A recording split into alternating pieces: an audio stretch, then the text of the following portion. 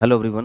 मेरा नाम आशीष राज बंधु है और मैं आपको हिंदू मैरिज एक्ट 1955 पढ़ाने वाला हूं।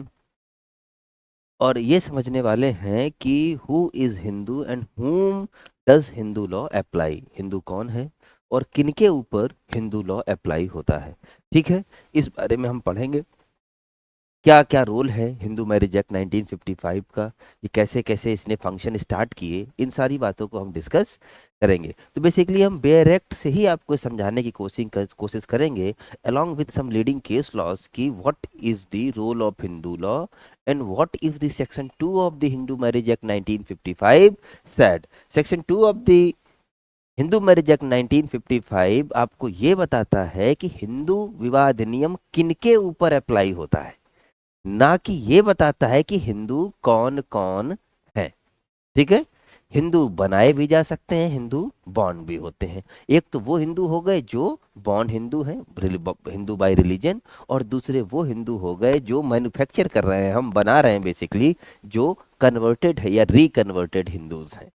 दोनों के ऊपर हिंदू मैरिज एक्ट 1955 का एप्लीकेशन सेम है, उसी तरीके से है। तो सबसे पहले तो हम ये देखते हैं कि हिंदू कौन है। ठीक है, हु इज अ हिंदू और ऑन हुम हिंदू लॉ डज अप्लाई। ठीक है, तो इसको हमें समझने की बात करती है। तो सबसे पहले हमें ये देखना है कि Hindu application of Hindus laws किसके ऊपर है। तो पहली बात जो है,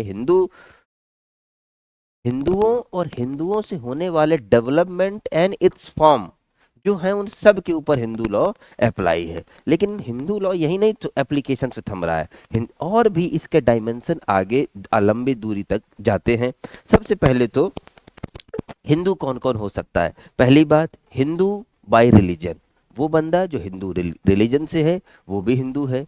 दूसरी, हिंदू बाय बर्थ, जो जन्म से हिंदू है वो भी हिंदू है। और तीसरी कैटेगरी, वो any person other than minority Christian Parsi and ज्यू।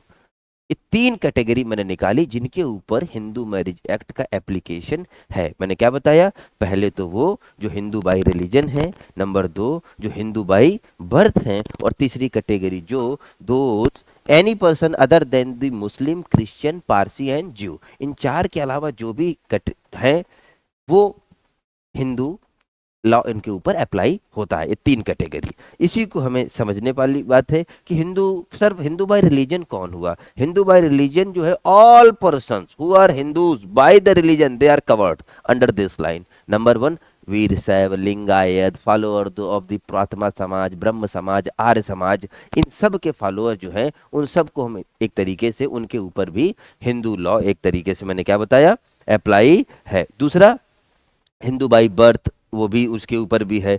कन्वर्टेड, यानी कि कोई बंदा किसी और रिलीजन का है और हिंदू बनना चाहता है तो उसके ऊपर भी हिंदू मैरिज एक्ट अप्लाई हो जाएगा अगर वो कन्वर्ट कर लेता है। सर जी कन्वर्जन कैसे होगा। कन्वर्जन एकदम सिंपल है। कन्वर्जन के लिए कोई स्पेशल रिचुअल, पंडित जी, इन सब की जरूरत हमें हिंदू मैरिज एक्ट के अंडर नहीं है। एक बहुत ही लीडिंग केस है पेरूमल वर्सेस पुन्नु स्वामी।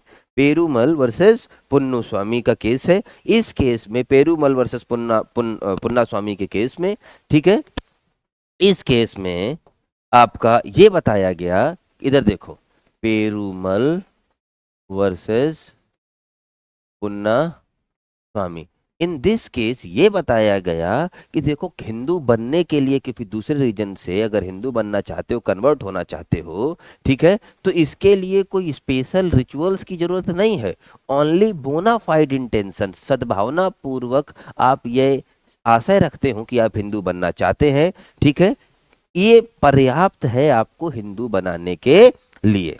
ठीक है, कोई ऐसी रिचुअल्स की आवश्यकता नहीं है, कुछ भी। नो फॉर्मल सेरेमनी और publication is required to become a Hindu. It was held that in the very leading case of the Perumal versus Punna स्वामी।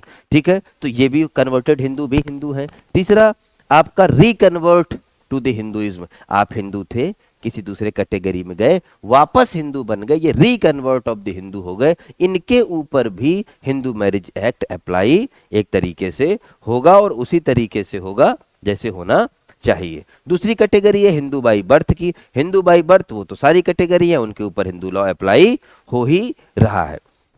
तो ये तो हमने हिंदुओं के प्रकार पर डिस्कस करा। हिंदू की कोई प्रिसाइज डेफिनेशन दे पाना बड़ा मुश्किल है, कोर्ट ने भी इस बात को एक्सेप्ट किया। हिंदू जो टर्मिनोलॉजी है बेसिकली अरबियंस के द्वारा हमें दी गई, कि वो जब पार करके हिंदुस्तान में व्यापार करने आते थे तो इनको क्रॉस करने के लिए अरबियन अरब अरब वासियों को सिंधु नदी को पार करना पड़ता था, और उनका जो सा का प्रोनाउंसिएशन है वो हा से होता है, तो सिंधु बोलते थे तो वो हिंदू हिंदू प्रोनाउंस होता था। तो इसके पीछे एक ज्योग्राफिकल कारण, भौगोलिक कारण भी है हमें हिंदू नाम मिलने के कारण, वो बेसिकली अरबियन से मिला। हिस्टोरिकल टेक्स्ट में हमें यही बताया जाता है कि हिंदू हिंदू वो बेसिकली सिंधु से डिनोट करते थे, सिंधु रिवर से। ठीक है, सिंधु के पार रहने वाले लोग तो सा को वो हा बोलते थे, प्रोनाउंसिएशन में ऐसा आता था, तो हम हिंदू बनते में हमें नाम मिलने लगा। और दूसरी बात, तो सेक्शन हिंदू मैरिज एक्ट जो है हमारा, ये अब इस पे आते हैं, ये क्या काम करता है। ये हिंदुओं के विवाह से संबंधित मसलों को, विवाह, विवाह विच्छेद, विवाह के पंजीकरण, इन मसलों को हिंदू विवाह अधिनियम 1955 डील करता है। कौन डील करता है? हिंदू विवाह अधिनियम 1955 डील करता है। लेकिन सर जी क्या इसके पहले क्या अरेंजमेंट थी, हिंद ये कहाँ कहाँ एप्लीकेबल है, ये बात भी हमें समझनी होगी। तो प्यारे बच्चों इस बात को समझो कि हिंदू विवाह अधिनियम जो है आपका, इसका विस्तार जो है, हिंदू विवाह अधिनियम इसे 1955 कहा जाएगा, और इसका विस्तार, ये जो लाइन है, ये जम्मू कश्मीर पुनर्गठन अधिनियम 2019 के आने के बाद से हट गई, और इसका जो विस्तार है संपूर्ण भारत में है, और उस राज्य क्षेत्र में इसका विस्तार है जहां पर अधिवासित उन हिंदुओं पर भी लागू है जो उक्त क्षेत्र के बाहर हो। देखो एक बात को समझो, हिंदू लॉ एक तरीके से पर्सनल लॉ की तरह काम करता है, कि आप जहां जहां जाएंगे अपना हिंदू लॉ साथ लेके जाएंगे, इसको आप छोड़ के नहीं जाएंगे। अगर इस देश के वासी हैं, आप कहीं बाहर भी जा रहे हैं, तब भी आप हिंदू लॉ से शासित होंगे, you will be govern by the Hindu law. और दूसरी इंपॉर्टेंट बात कि सर जम्मू कश्मीर राज्य के सिवाय संपूर्ण भारत पर जो बात पहले हुआ करती थी अब वो नहीं है। जम्मू कश्मीर रीऑर्गेनाइजेशन एक्ट, क्या बोला मैंने? Jammu Kashmir reorganisation act, Jammu Kashmir, Jammu Kashmir reorganisation act 2019 के आने के बाद से, और द डेट और जिसकी इन्फोर्समेंट डेट है 31 अक्टूबर 2019, यानी इस डेट के बाद से जम्मू कश्मीर में भी हिंदू मैरिज एक्ट एप्लीकेबल है। ठीक है सर, उसके पहले वहां पर क्या था? उसके पहले प्यारे बच्चों वो गवर्न होते थे जम्मू कश्मीर हिंदू मैरिज एक्ट 1980 से। किससे? इसके सर जी अगर जम्मू कश्मीर रीऑर्गेनाइजेशन एक्ट आने के बाद जम्मू कश्मीर के हिंदुओं के ऊपर हिंदू मैरिज एक्ट अप्लाई होना शुरू किया, तो सर कि इसके पहले ये लोग क्या करते थे? इसके पहले ये लोग जो गवर्न होते थे, हिंदुओं के जो मसले हैं, देखो हिंदू और मुस्लिम, मुस्लिम गवर्न होंगे अपने मुस्लिम पर्सनल लॉ से, शरीयत के कानून से वो चलेंगे। लेकिन अगर हिंदुओं की बात है प्यारे बच्चों, तो वहां के जो हिंदू थे उनके विवाह के जो मसले थे वो हिंदू जम्मू कश्मीर हिंदू मैरिज एक्ट 1980, जम्मू कश्मीर हिंदू विवाह अधिनियम 1980 से डील किया जाएगा। उनके जो माइनॉरिटी और गार्जियनशिप के मसले हैं वो Jammu Kashmir minority and guardianship act 1957 से डील किए जाते थे। सेम चीजें हैं उनमें, लगभग उनके अपने अलग लॉज हैं। ठीक है, उनके जो उत्तराधिकार से संबंधित लॉज है, सक्सेशन से संबंधित नियम है, वो जम्मू कश्मीर हिंदू सक्सेशन एक्ट 1956 से गवर्न किए जाएंगे। तो प्यारे बच्चों हम बेसिकली ये कह सकते हैं कि हिंदू मैरिज एक्ट जम्मू कश्मीर में, जम्मू कश्मीर पुनर्गठन अधिनियम 2019 के पहले दूसरे फॉर्म में उनके अपने तरीके पर, जैसे जम्मू कश्मीर हिंदू मैरिज एक्ट 1980 वहां पर एप्लीकेबल था, और इसके आने के बाद से जम्मू कश्मीर में बाकी भारत की तरह 31 अक्टूबर 2019 से हिंदू विवाह अधिनियम एप्लीकेबल है।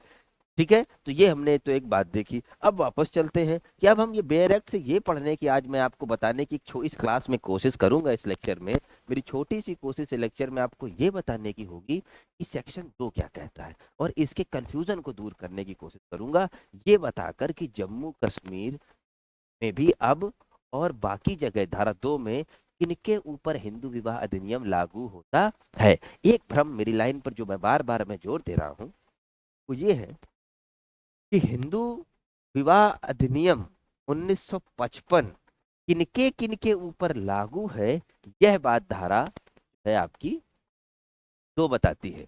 यह धारा 2 कतई नहीं बताती कि हिंदू कौन कौन है। मैंने क्या बोला, धारा 2 ये कतई नहीं बताती कि हिंदू कौन कौन है। ठीक है, इस पे कोई जो है रूल रेगुलेशन आपके ऊपर लागू नहीं है। ठीक है, कतई ये नहीं बताती कि हिंदू कौन है, बस बल्कि ये बताती है कि किनके ऊपर हिंदू मैरिज एक्ट 1955 का एप्लीकेशन आपके सामने है। तो देखो प्यारे बच्चों, एक बात को समझो। पहली बात जो है अधिनियम का लागू होना, यहाँ सुनो, अधिनियम माने कौन सा अधिनियम, हिंदू विवाह अधिनियम 1955 का लागू होना। तो ये कह रहा है कि यह अधिनियम लागू है किनके ऊपर, ऐसे किसी भी व्यक्ति जो हिंदू धर्म के किसी भी रूप, ठीक है, जो हिंदू धर्म के किसी भी रूप या विकास के अनुसार या जिसके अंतर्गत वीर शैव, लिंगायत, ब्रह्म समाज, प्रार्थना समाज और आर्य समाज के अनुयायी भी आते हैं, धर्मता हिंदू हो। यानी पहली बात तो आपको ये बताने की कह रहा है आपका ये एक्ट, ठीक है, कि किनके किनके ऊपर हिंदू विवाह अधिनियम एप्लीकेबल है, basically those who are Hindus या उनसे डेवलप्ड हुए हैं, ठीक है, या उनके किसी फॉर्म में से एक हैं, जैसे वीर शैव, लिंगायत। लिंगायत बेसिकली कर्नाटका में पाए जाते हैं और शिव की पूजा करते हैं, इनका भी डेवलपमेंट हिंदू सेक्ट, हिंदू के एक सेक्ट के रूप में हुआ है। तो पहला बात उसके ऊपर जो हिंदू है, ठीक है, हिंदू के किसी रूप है, हिंदू धर्म के किसी विकास के क्रम में वो बना है, प्रार्थना समाज, ब्रह्म समाज और आर्य समाज, वीर शैव, लिंगायत, इनके अनुयायियों के ऊपर भी हिंदू मैरिज एक्ट एप्लीकेबल है। तो अगर ये सारे डेवलपमेंट या विकास के क्रम में ही हिंदू धर्म से निकले हैं, तो प्यारे बच्चों हम ये कह सकते हैं कि दोज हु आर हिंदूज, उनके ऊपर हिंदू मैरिज एक्ट एप्लीकेबल है, पहली बात। ठीक है, दूसरी बात, उनके ऊपर भी एप्लीकेबल है जो किसी ऐसे किसी भी व्यक्ति को जो धर्मता जैन, बौद्ध या सिख हो। इधर देखो, मेरी बात को समझो। बच्चे बार बार कहते हैं कि सर जी जो धर्मता बौद्ध जैन और सिख हो, मतलब देखो अगर ये बोल देता कि अगर उनका धर्मता बौद्ध जैन और सिख हो, तो ये बात कहाँ से आ गई कि वो हिंदू हो जाएंगे। वो तो बता ही दिया कि उनका धर्म क्या है, बौद्ध जैन और सिख। लेकिन उनके विवाह से संबंधित मसले, विवाह विच्छेद से संबंधित मसले, विवाह के पंजीकरण से संबंधित मसले, ठीक है, विवाहों से संबंधित कोई भी दिक्कत है उससे मसले, वो सारे के सारे किससे गवर्न होंगे, हिंदू विवाह अधिनियम से। तो पहली बात, 3 क्राइटेरिया हम इसमें बता रहे हैं किनके किनके ऊपर हिंदू विवाह अधिनियम धारा 2 के अनुसार लागू है। नंबर 1, जो धर्मता हिंदू है या उनका विकास या रूप किसी तरीके से धर्म से जुड़ा हुआ है, वीर शैव, लिंगायत, प्रार्थना समाज, आर्य समाज और ब्रह्म समाज के फॉलोअर, ये भी हिंदू विवाह अधिनियम से शासित होंगे, पहली बात। दूसरी बात, ऐसे किसी भी व्यक्ति को जो धर्मता जैन, बौद्ध और सिख हो। मैंने क्या बोला, ऐसे किसी भी व्यक्ति को जो धर्मता क्या हो, बौद्ध, जैन या सिख हो, उसके ऊपर भी हिंदू विवाह अधिनियम लागू होगा। धर्म से वो सिख है, जैन है, बौद्ध है, लेकिन वो शासित किससे होगा, हिंदू विवाह अधिनियम 1955 से। यानी अगर उसके विवाह को लेकर कोई मसले आएंगे तो वो हिंदू विवाह अधिनियम 1955 से डील किए जाएंगे। उसके विवाह से संबंधित कोई भी मसले हिंदू विवाह अधिनियम 1955 से डील किए जाएंगे बेसिकली। तो मैंने क्या बोला, those who are Sikh, Jain और बुद्धिस्ट बाय रिलीजन और बर्थ, जन्म से बन जाए किसी भी तरीके से।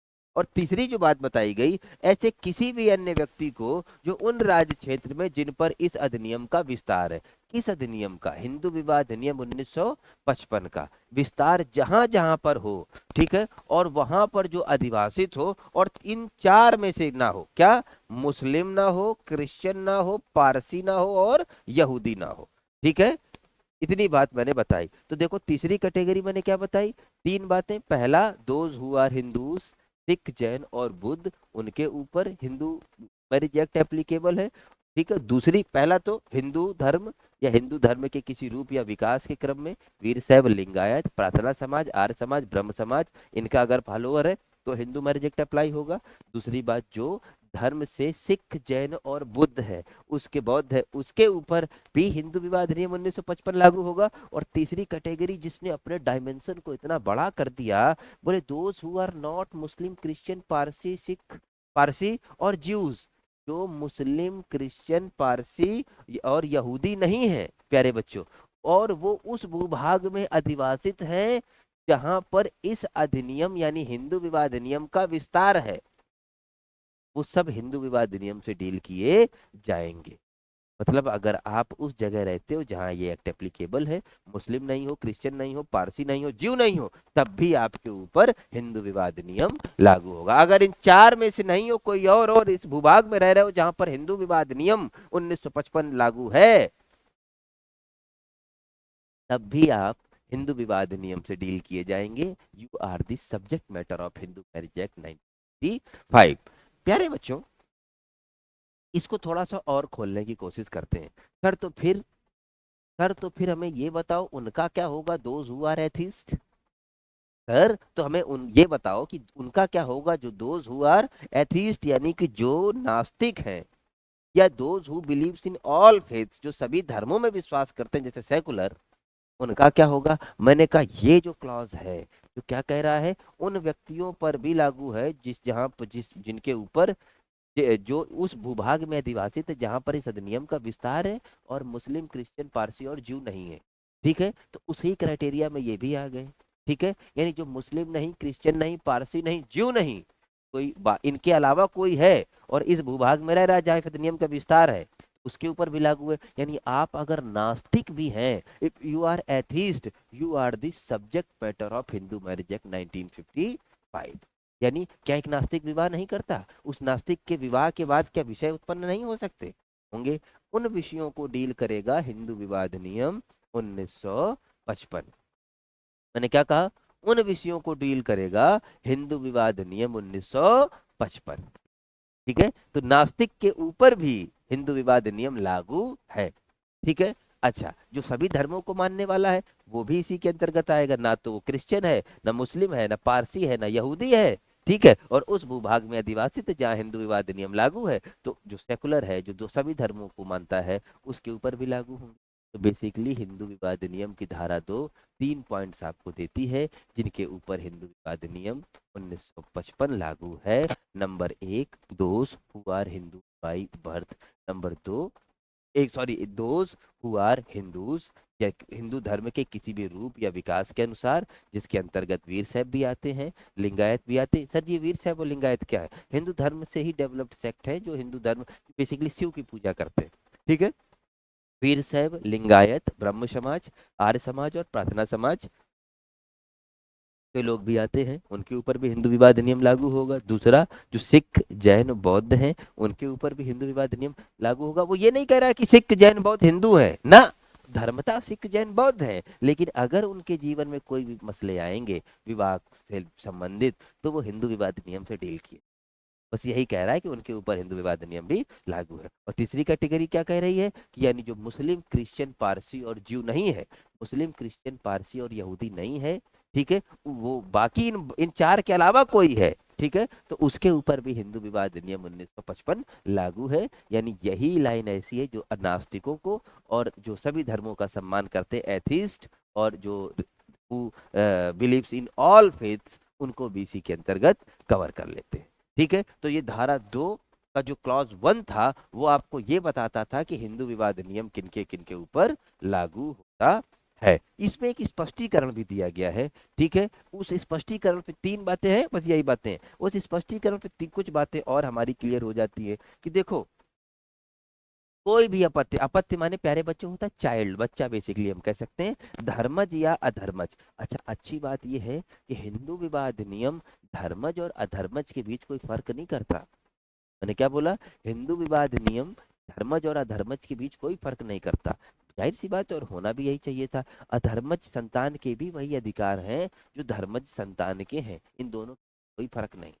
हाँ, बशर्ते एंसेस्ट्रल प्रॉपर्टी को एक्वायर करने को लेके कुछ नियमों में मतभेद आपका हो सकता है। किसको लेकर? एंसेस्ट्रल प्रॉपर्टी को एक्वायर करने को लेकर कुछ नियमों में मतभेद हो सकता है। ठीक है, बाकी हिंदू विवाद नियम फर्क नहीं करता। वापस अपने पॉइंट पे आते हैं कि देखो, इस निम्नलिखित व्यक्ति धर्मता यथास्थिति हिंदू, बौद्ध या जैन या सिख है, कोई भी अपत्य, अपत्य माने चाइल्ड, जो धर्मज अधर्मज, जिसके माता पिता दोनों ही धर्मतः हिंदू, बौद्ध, जैन या सिख हो। देखो इधर, अब और स्पष्ट कर दिया उसने, कि हिंदू, जैन, बौद्ध और सिख की जो संतान है, चाहे वो धर्मज हो अधर्मज हो, ठीक है, उसके ऊपर भी ये अधिनियम लागू है, यानी कि उनके मैटर्स को भी हम इसी से डील करेंगे। और दूसरी बात, एक और बात कर दी, इधर देखो, कोई भी अपत्य धर्मज या धर्मज जिनके माता पिता में से कोई एक धर्मता हिंदू, बौद्ध, जैन या सिख हो। इधर देखो, पहले स्पष्टीकरण में कह दिया कि धर्मज या धर्मज कोई भी संतान हो,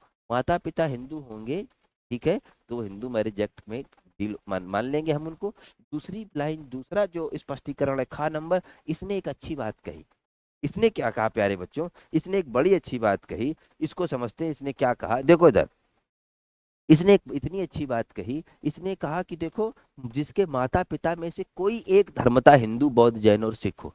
अब आप मेरे से प्रश्न कर सकते हो कि सर जी हमें एक बात बताओ कि जिसके माता पिता में से कोई एक हिंदू, ठीक है, जिसके माता पिता में से कोई एक हिंदू है, तो उसका क्या होगा सर? जरूरी थोड़ी है कि पैट्रियार्कल सोसाइटी जिस समाज का पिता है उसी समाज का बेटा होगा, ऐसा तो नहीं है।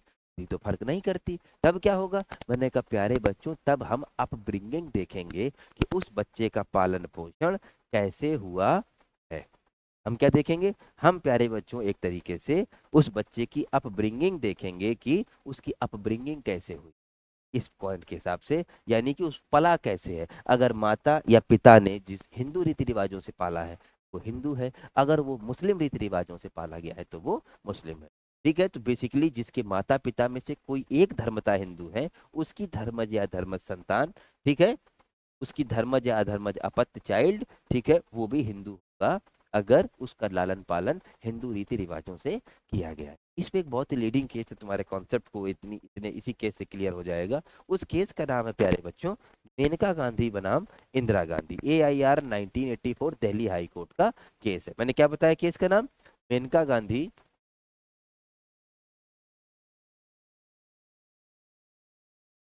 गांधी वर्सेस इंदिरा गांधी। मैंने क्या बताया?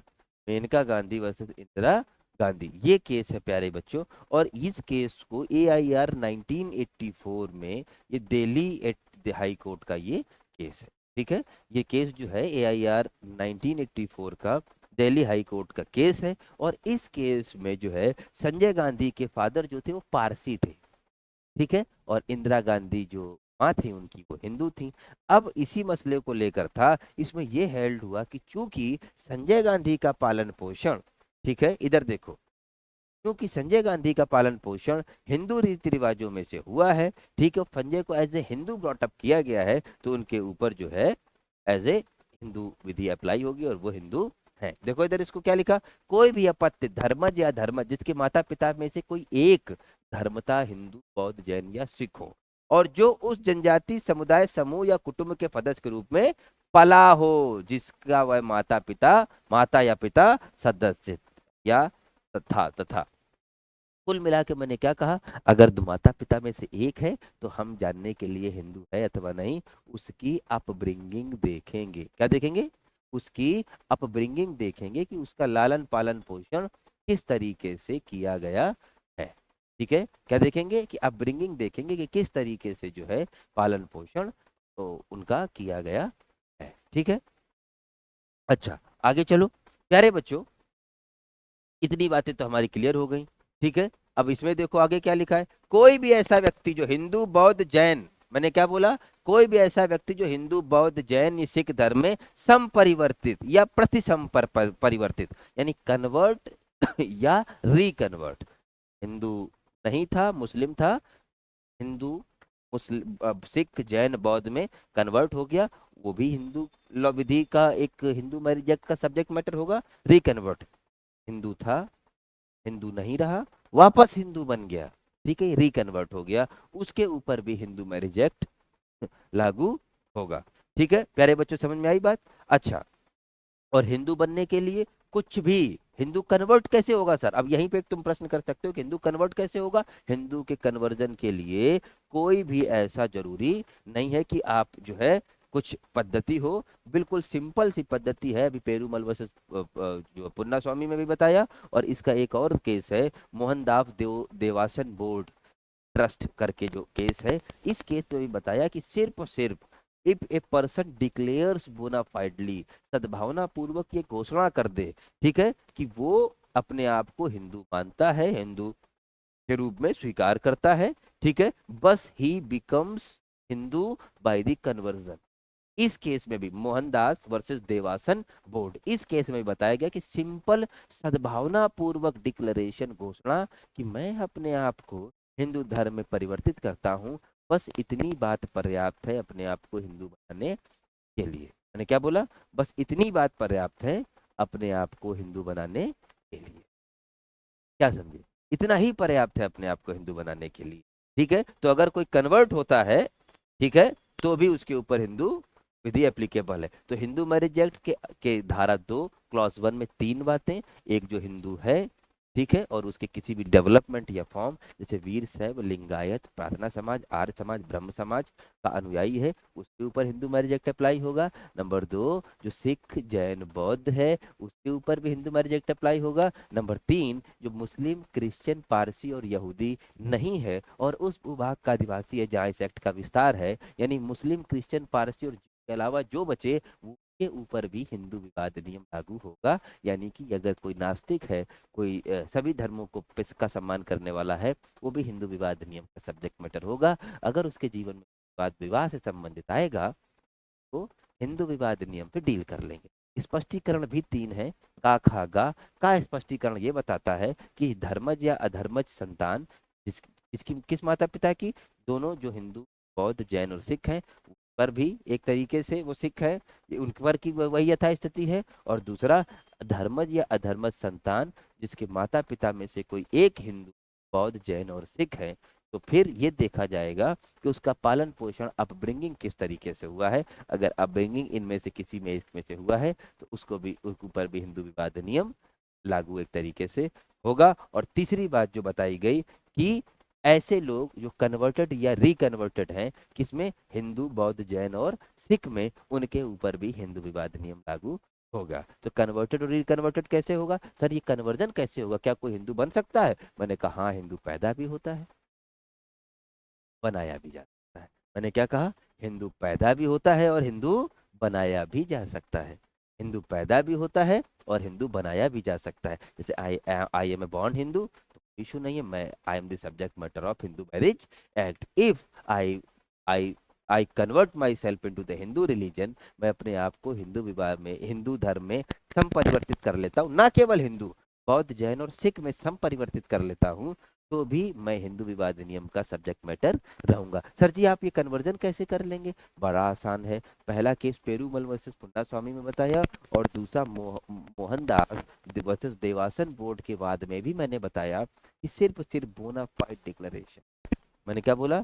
सद्भावना पूर्वक डिक्लेरेशन, ठीक है, हिंदू फेथ में बनने की, ठीक है, अपना मोटिव शो कर दिया जाए हिंदू बनने का, वही पर्याप्त है, आप हिंदू बन गए। ठीक है, आप हिंदू बन गए, कोई स्पेशल रिचुअल्स की आवश्यकता नहीं है। तो सर क्या ये अधिनियम, सर एक बात क्लियर नहीं हुई, मैंने कहा पूछें, तो आपने कहा सर क्या ये अधिनियम नॉन हिंदूज के ऊपर एप्लीकेबल है? मैंने कहा ना प्यारे बच्चे, यह अधिनियम सिर्फ सिर्फ उन मसलों को डील करता है जो हिंदुओं से संबंधित है, और उनमें हिंदू होना बड़ा जरूरी है। ठीक है ना? एक बड़ा अच्छा केस है, वो केस का नाम है P Ramesh Kumar versus secretary Kannapuram Gram Panchayat. ठीक है, P Ramesh Kumar versus secretary Kannapuram Gram Panchayat. फिर से मैं केस रिपीट कर रहा हूँ, P Ramesh Kumar, P Ramesh Kumar versus secretary Kannapuram, Kannapuram Gram Panchayat.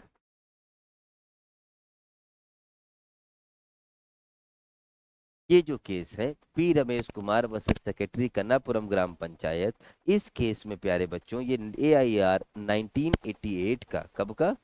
AIR 1998 का केरला हाई कोर्ट का ये वर्डिक्ट है, और ये बड़ी अच्छी बात है, आपके इस डाउट को क्लियर करेगा। इस केस में क्या होता है एक Hindu P Ramesh Kumar versus secretary Kannapuram Gram Panchayat AIR 1998। इस केस में प्यारे बच्चों क्या होता है कि एक जो है हिंदू वो जापानीज लड़की से शादी कर लेता है, ठीक है, और जापानीज लड़की से हिंदू कस्टम से के साथ यानी कस्टमरी राइट्स को फॉलो करते हुए, ठीक है, शादी कर लेता है। अब वो शादी जब कर लेता है तो अपनी मैरिज को हिंदू मैरिज एक्ट 1955 के अकॉर्डिंग रजिस्ट्रेशन कराने के लिए जाता है। मैंने क्या बोला? हिंदू मैरिज एक्ट 1955 के अकॉर्डिंग उसको रजिस्ट्रेशन कराने के लिए जाता है। और जब हिंदू मैरिज एक्ट 1955 के अकॉर्डिंग रजिस्ट्रेशन कराने को वो जाता है तो पता ये लगता है कि marriage can not be registered under the Hindu marriage act 1955। क्यों? क्योंकि यह एक्ट, कौन सा? Hindu marriage act 1955 does not apply to the petitioner's wife. मैंने क्या बोला? हिंदू मैरिज एक्ट जो है वो does not apply to the petitioner's wife.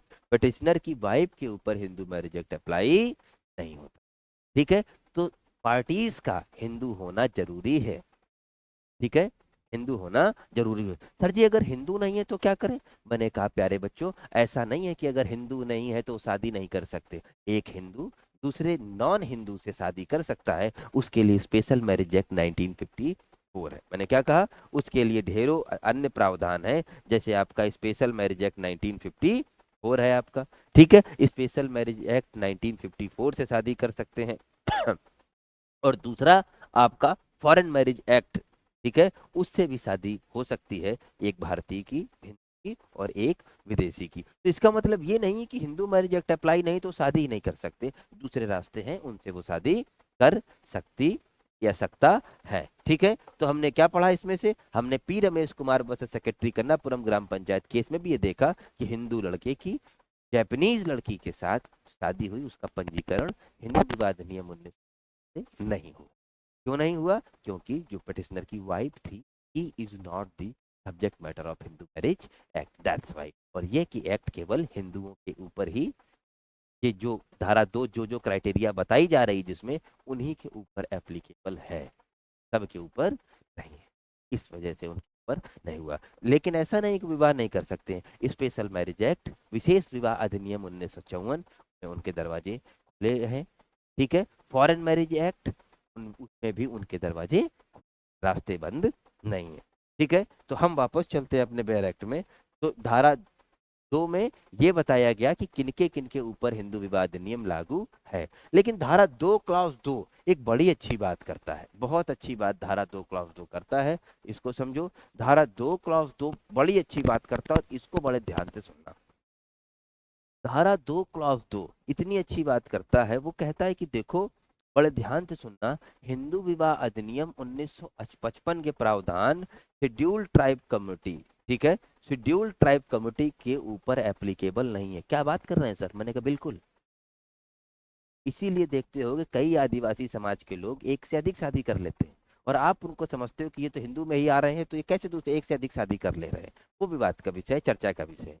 लेकिन धारा 2 क्लॉज 2 हिंदू विवाह अधिनियम 1955 का आपको ये कहता है, देखो क्या कहता है, ये कहता है कि उपधारा 1 यानी ऊपर वाली धारा की बात है, में अंतर्विष्ट किसी बात के होते हुए भी, ये लाइन पढ़ो, इस अधिनियम में अंतर्विष्ट कोई भी बात, चाहे कुछ भी लिखा हो इस अधिनियम में, किसी ऐसी जनजाति के सदस्यों को जो संविधान के अनुच्छेद 366 के खंड 25, मैंने क्या बोला? संविधान के अनुच्छेद 366 के खंड 25 के अर्थ के अंतर्गत अनुसूचित जनजाति हो, क्या हो? अनुसूचित जनजाति हो, लागू ना हो। आगे की लाइन बाद में पढ़ेंगे। क्या बोला उसने? उसने बोला उपधारा 1 में किसी बात के होते, जो भी लिखा है ठीक है, लिखा रहने दो, ठीक है। हिंदू विवाह अधिनियम 1955 में अंतर्विष्ट कोई भी बात ऐसे अनुसूचित जनजाति के सदस्य के ऊपर एक तरीके से संविधान के अनुच्छेद 366 के खंड 25 के अंतर्गत अनुसूचित जनजाति हो, उसके ऊपर लागू नहीं होगा। साफ साफ कह रहा है कि अगर शेड्यूल्ड ट्राइब कम्युनिटी तो उसके ऊपर लागू नहीं होगा। लेकिन लागू होगा कब?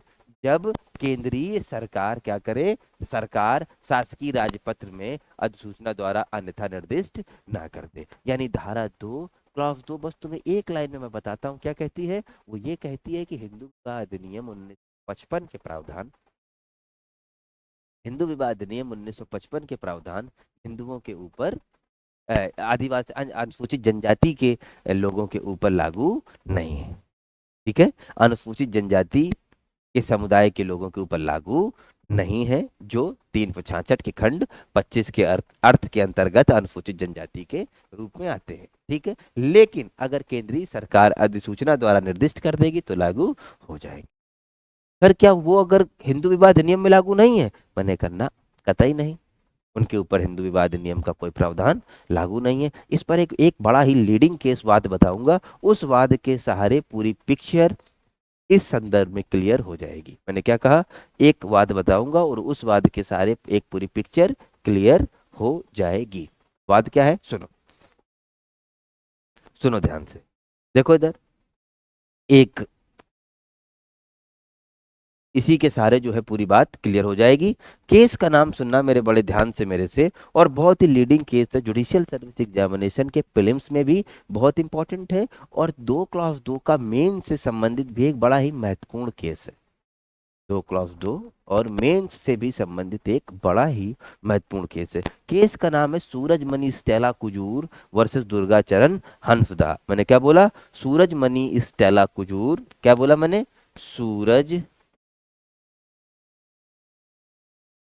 Money Stella Kujur versus Durga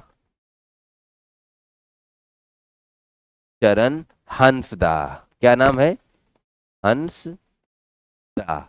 मैंने केस का क्या नाम बताया, सूरजमणि स्टेला कुजूर वर्सेस दुर्गा चरण हंसदा। ये सुप्रीम कोर्ट का AIR 2001, सुप्रीम कोर्ट का, कहां का, AIR 2001 सुप्रीम कोर्ट का एक बहुत ही लीडिंग केस है। मैंने क्या बोला, AIR 2001 सुप्रीम कोर्ट का एक बहुत ही लीडिंग केस है। ठीक है, मैंने बताया कि सुप्रीम कोर्ट का एक बहुत ही लीडिंग केस है, जिसमें इसी मसले को, जरा ये किसको डील करने की बात करेंगे, सेक्शन 2 क्लॉज 2 को। अभी इसी पिक्चर को क्लियर करेंगे हम कि हिंदू विवाह अधिनियम क्या, धारा 2 क्लॉज 2 क्या कहती है, हिंदू विवाह अधिनियम क्या अनुसूचित जनजाति के सदस्यों के ऊपर लागू है? तो ये कहती है नहीं। अगर केंद्रीय सरकार ने नोटिफिकेशन जारी नहीं किया है तो नहीं, अगर किया है तो कोई बात नहीं। ठीक है, पहले तो हम मोटा मोटा ये देखेंगे इस केस में हेल्ड क्या हुआ, फिर हम आगे की बात करेंगे। इस केस में क्या है कि in the view of section 2 clause 2 of the Hindu marriage act, ठीक है, इस केस में क्या बोला गया, in the view of section 2 clause 2 of the Hindu marriage act, scheduled tribe could be brought under the purview of Hindu marriage act if notification is issued. अगर notification issue हुआ है तो वो शेड्यूल्ड ट्राइब तो schedule tribe committee Hindu marriage act के purview में आएगी। Otherwise, बहुत इंपॉर्टेंट लाइन है, otherwise they would be govern by there customs, अन्यथा वो अपने कस्टम से, ठीक है, गवर्न किए जाएंगे। ठीक है, और but such custom has to be proved by the clear evidence. एक छोटी सी बात, हिंदू विवाह अधिनियम के धारा 2 क्लॉज 2 के संदर्भ में सूरजमणि स्टेला कुजूर बनाम दुर्गा चरण हंसदा के वाद में कही गई। क्या कहा गया, ये कहा गया कि धारा 2 क्लॉज 2 तभी हिंदू शेड्यूल ट्राइब को अपने जद में लेकर आएगी जब नोटिफिकेशन जारी हो, अन्यथा एक तरीके से otherwise they would be govern by their local customs. जो शेड्यूल ट्राइब कमिटी के लोग हैं अपने लोकल कस्टम से गवर्न किए जाएंगे। ठीक है, और उस कस्टम का क्लियर एविडेंस होना चाहिए। मैंने क्या बोला, और उस कस्टम का क्लियर एविडेंस होना चाहिए। अभी देखो मैं क्या कह रहा हूं, उस कस्टम का क्लियर एविडेंस होना चाहिए। मैंने कहा कि in the case of Surajmani Stella Kujur versus Durga Charan Hansda, it was held that there was a 2 person, ठीक है, there was 2 person, wife and husband. ठीक है, और बड़े ध्यान से सुनना, दोनों बड़े शिक्षित लोग थे, फैक्ट सुनना, काफी चीजें मदद मिलेंगी समझने में। देखो, अपीलेंट ने ट्रायल कोर्ट में एक कंप्लेन फाइल करी, बड़े ध्यान से सुनना, 2 कॉन्सेप्ट इसमें क्लियर होंगे।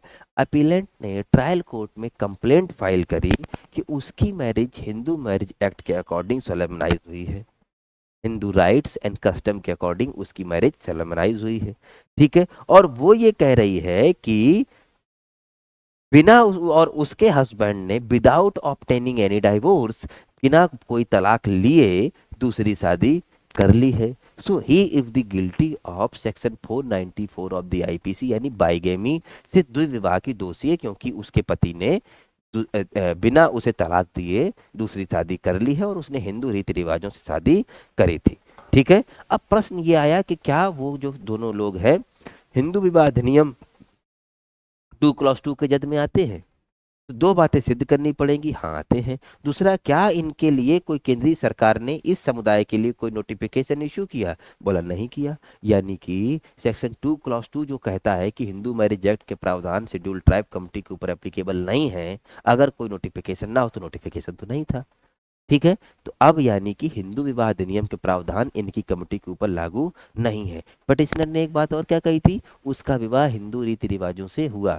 प्यारे बच्चों, सिर्फ हिंदू रीति रिवाजों से विवाह हो जाने मात्र से कोई हिंदू नहीं हो जाता, वो हिंदू मैरिज एक्ट का सब्जेक्ट मैटर नहीं हो जाता। ठीक है, ना वो हिंदू हो जाएगा, ना वो हिंदू मैरिज एक्ट का सब्जेक्ट मैटर हो जाएगा। ठीक है, कोर्ट ने कहा कि section 2 clause 2 Hindu marriage act का जो है, there is no such notification has been issued, the provision of the act यानी Hindu marriage act is inapplicable to the parties. यानी कि दूसरी शादी उसने कर ली, बाइगेमी का दोषी भी नहीं माना गया। क्यों? क्योंकि हिंदू मैरिज एक्ट उसके ऊपर एप्लीकेबल नहीं है और क्योंकि उसके लिए नोटिफिकेशन इशू नहीं हुआ था। तो एक लाइन में Hindu marriage act 1955 schedule tribe committee के ऊपर एप्लीकेबल नहीं है। ठीक है, यदि केंद्रीय सरकार ने अधिसूचना ना जारी करी गई हो। ऐसी स्थिति में सर जी फिर इनके साथ क्या होगा? वो अपने लोकल कस्टम से गवर्न किए जाएंगे, लेकिन उन कस्टम्स का, उन प्रथाओं का क्लियर एविडेंस होना चाहिए। ठीक है, क्या होना चाहिए? उन कस्टम्स का क्लियर एविडेंस होना चाहिए। तो प्यारे बच्चों, हमने क्या पढ़ा? ठीक है, हमने ये भी पढ़ा, और इसका एक क्लॉज 3 है जो बता रहा हिंदू पद का अर्थ क्या है। ठीक है, तो हिंदू पद का अर्थ इस अधिनियम के प्रावधानों के अनुसार आधार पर लगाया जाएगा। तो धारा 2 हम पढ़ रहे थे, और धारा इधर देखो, धारा 2 को क्लियर करते हैं। अभी टिप्स पे आपको याद कराता हूं। धारा 2 में 3 क्लॉज हैं, क्लॉज 1, क्लॉज 2, क्लॉज 3। कितने क्लॉज हैं? 3 क्लॉज हैं, क्लॉज 1, क्लॉज 2, क्लॉज 3। धारा 2 क्लॉज 1 तुम्हें ये बताता है अधिनियम किनके ऊपर लागू होगा, कुछ स्पष्टीकरण के साथ। और स्पष्टीकरण भी 3 है, का, खा और का। अभी पूरा पूरा खाका दिमाग में बनाओ। पहला, हिंदू मैरिज एक्ट 2 क्लॉज 1 ये कहता है कि हिंदू विवाह अधिनियम किनके ऊपर अप्लाई है। उसमें 1A में बोला वो कि जो हिंदू हैं या हिंदू से डेवलप्ड या उसके किसी फॉर्म में है, जैसे वीरशैव, लिंगायत, प्रार्थना समाज, ब्रह्म समाज और आर्य समाज। एक बात। दूसरी दूसरी बात क्या है? दूसरी बात आपकी ये है कि जो सिख, जैन और बौद्ध हैं उनके ऊपर भी हिंदू विवाह नियम लागू होगा। और तीसरी, जो मुस्लिम, क्रिश्चियन, पारसी और जीव नहीं है उनके ऊपर भी अप्लाई होगा। इसके स्पष्टीकरण में भी क्या है कि अगर जो हिंदू माता पिता का वैध या अवैध धर्मज या अधर्मज अपत्य है, उसके वो भी जो हिंदू माता पिता में जिनमें से एक है उनका धर्मज या धर्मज अपत्य है, लेकिन उसका लालन पालन पोषण हिंदू रीति रिवाजों से, बुद्धिस्ट, जैन और सिख से होना चाहिए उस हिसाब से। और तीसरा जो बात बताई गई वो आपकी ये है कि देखो इसमें कि कोई भी ऐसा व्यक्ति जो हिंदू धर्म, हिंदू, बौद्ध, जैन और सिख में परिवर्तित या समपरिवर्तित होता है, ठीक है, संपरिवर्तित या प्रतिसंपरिवर्तित होता है, कन्वर्ट या रिकन्वर्ट होता है, उसके ऊपर भी एप्लीकेबल होगा। ये बात हो गई क्लास 1 खत्म। आगे की बात, क्लॉज 2 क्या कहता है इसी का, सेक्शन धारा 2 का, कि शेड्यूल ट्राइब कमेटी के ऊपर हिंदू विवाह अधिनियम 1955 के प्रावधान एप्लीकेबल नहीं है यदि केंद्रीय सरकार सूचना अधिसूचना नोटिफिकेशन में ना जारी करे। मैंने क्या बोला? यदि केंद्रीय सरकार नोटिफिकेशन में द्वारा अधिसूचना ना जारी करे। और तीसरी बात क्या बताई मैंने? तीसरी बात बताई कि हिंदू पद का क्या अर्थ लगाया जाएगा। ये 3 बातें बताई हमने, और कई सारे टॉपिक्स को हमने कवर करने की कोशिश करी। ठीक है, हिंदू मैरिज एक्ट के एप्लीकेशन के बारे में। तो एक बात फिर अपने दिमाग में बिठा लो, हिंदू विवाह अधिनियम ये कतई नहीं बताता हिंदू विवाह अधिनियम ये कतई नहीं बताता कि हिंदू कौन है। वो ये बताता है कि हिंदू विवाह अधिनियम के प्रावधान किन के ऊपर लागू है। ठीक है, that's all for today. Thank you so much, take care. ठीक है, उम्मीद है आपको थोड़ा तो समझ में आया होगा, है ना। सेक्शन 2 थोड़ा क्लियर हुआ होगा, बड़े आसान तरीके से बताने की कोशिश की गई है। ठीक है, if you have any doubt आप पूछ सकते हैं। ठीक है, so that's all for today. ठीक है, that's all for today, thank you so much.